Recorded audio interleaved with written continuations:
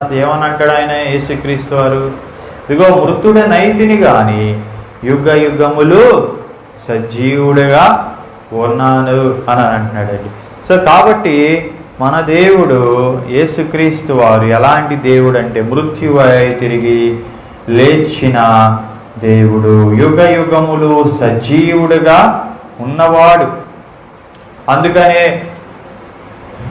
నిర్గమకాండంలో ఆయనకి ఇవ్వబడిన పేరేంటంటే ఉన్నవాడును అనువాడను అని ఉంది. ఏమని ఉంది ఆయన పేరు? ఉన్నవాడు అనువాడు. అంటే ఉనికి ఉంది ఆయనకి ఏముంది? ఎగ్జిస్టెన్స్ ఉంది.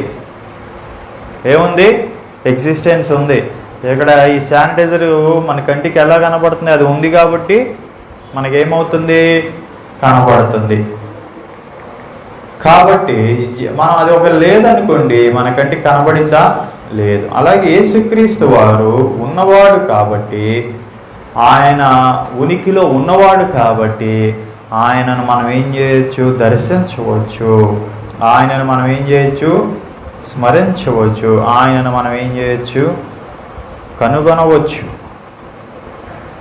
అందుకనే యోహాను సువార్త 11వ అధ్యాయము 25-26లో మనం చూస్తే ఆయన ఒక మాట చెప్తాడు, పునరుద్ధానములు జీవములు నేనే.